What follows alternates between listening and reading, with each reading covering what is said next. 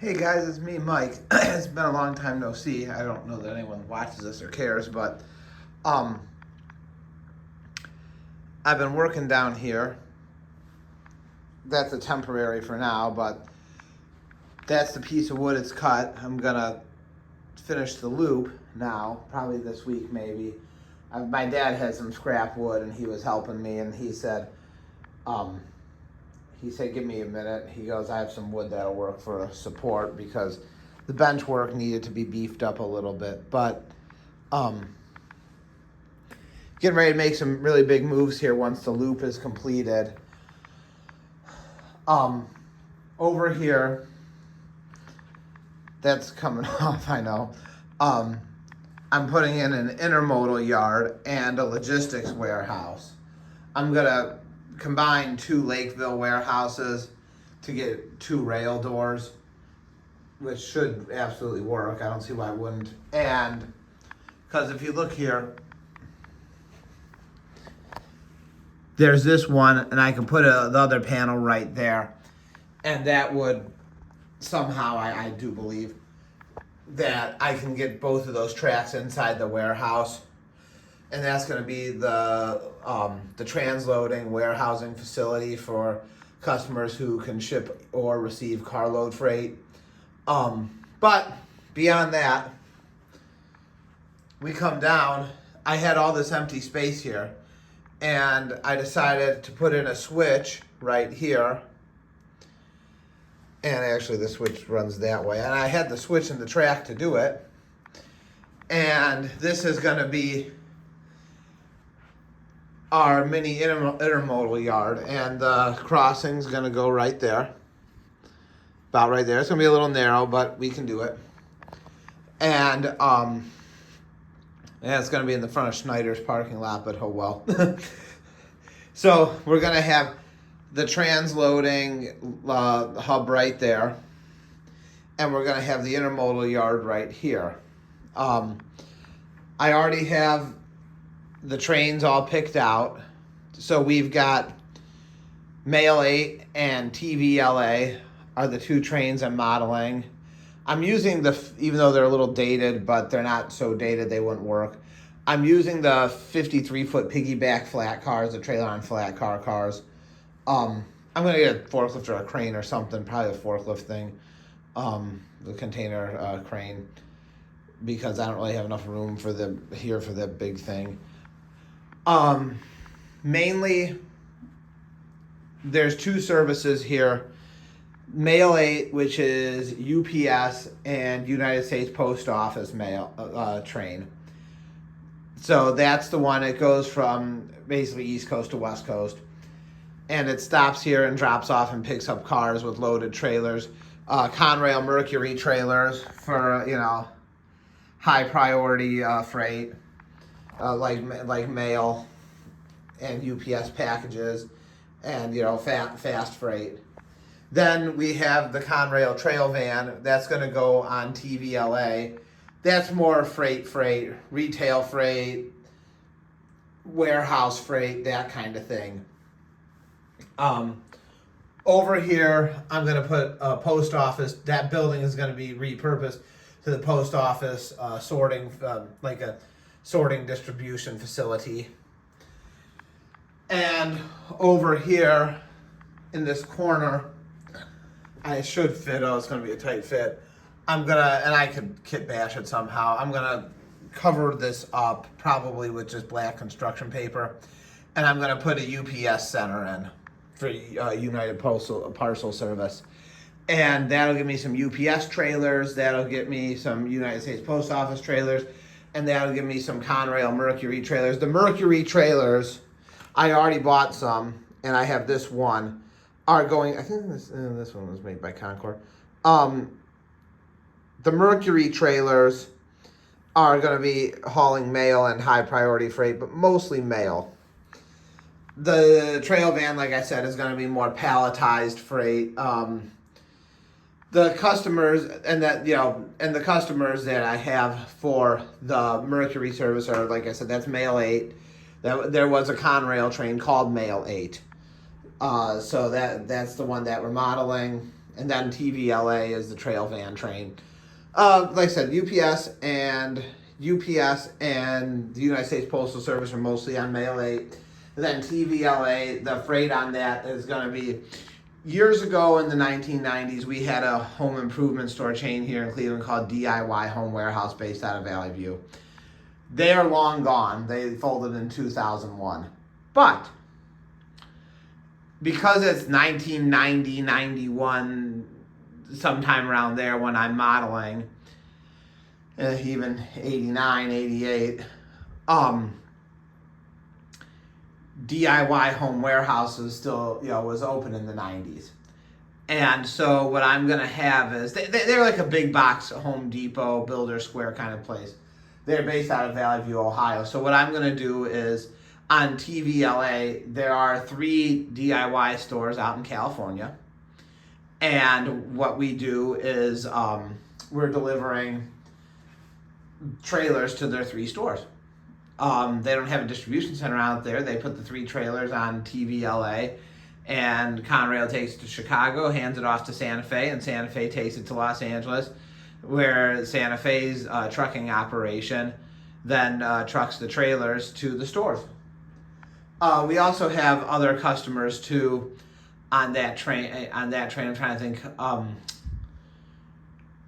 The train that comes when TVLA comes from the east and it drops off at our yard, it's dropping off freight from primarily Nabisco and General Mills. So that's the freight that is primarily dropping off. However, there could be some other freight to American Standard, GE Lighting, stuff for DIY Home Warehouse, trailers for them. When it's coming back, when it's coming from west to east, it actually drops off co-op trailers for Ford, for Lorraine Assembly and Avon Lake Assembly with steering wheel column assemblies, gauge clusters, and other other dashboard assembled parts that they would use at the time Lorraine Assembly and Avon Lake, Ohio Assembly, which is still in Ohio Assembly is still going to this day. Lorraine Assembly has been shut down, about 20 years ago.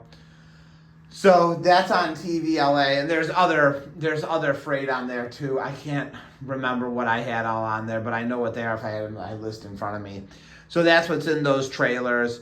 But these trailers are all transloading trailers. They go out in the city, pick up freight, bring it back, and then load it onto rail cars or unload rail cars, and they deliver the freight to customers that don't have rail docks. But these aren't going on the rail. It's transload.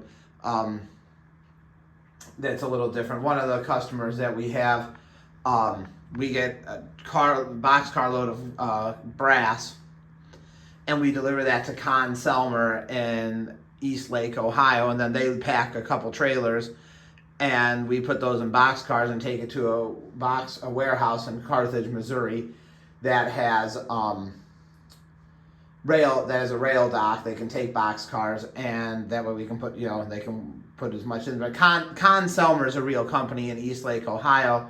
They manufacture musical instruments. A pretty big place. And so that's how that's one of the industries that is not on the layout that we serve through our transloading service. This is more retail. Basically, this is production freight. So a place that this is just a made up, but I have a metal stamping plant here in town that makes Packer blades for Heil, the garbage truck company based in Alabama. And they stamp out the Packer blades, we load them onto boxcars, and then ship those boxcars to Heil in Alabama where they make garbage trucks. So this is more for production freight. A place that, stuff that is used to produce a finished product. This is more retail distribution freight, parcels, and getting finished goods that are getting to the stores, that kind of thing. I don't use this so much for production freight. This is production freight. This is more retail finished goods freight. But I'm excited to have post office sorting center right there. It gives me new trucks to buy, and UPS center right here. Plus, we still have all of our carload customers and more carload freight on the way. The final industry to model would be the automotive plant. We'll get there soon. I'm not quite there yet. The intermodal thing kind of took took off in my mind, and I just kept going nuts with it. You know, you have to have a big imagination to do this, and I do have a big imagination. Well, okay. Not to sound egotistical, but sometimes I do have a big imagination, I think, and I can really put it all together. And I think that's actually my favorite part of the hobby is the imagination part of it. I like to make stories, and I like to make up stories about things, like this Fruit Growers Express real cold boxcar that's over here at Sun Valley. The funny thing about it is I made up a story where we had a rotten FGE boxcar full of chocolate ice cream that came through and it was all melting. And I thought, that's a really good, and the railroad had to figure out what to do with it because it broke down and the load was melting. And I thought, that's a really good story. So I went on eBay and, who are those two, Trains in the Valley? They have a YouTube channel. Their eBay store actually had this car, which was in my little story in my mind. And I had to buy it for whatever it cost. I had to buy it, and I'm happy I did. So right now, I actually am going to change this fleet to more uniform Conrail trail van fleet instead of these lease trailers. This Transamerica, interestingly enough, they were around in the 1990s and in the 80s. They're actually, I didn't really know this, and I don't know what this means by distribution services. They have a bunch of different things on their trailers, but essentially, they're actually a huge insurance company is what they are.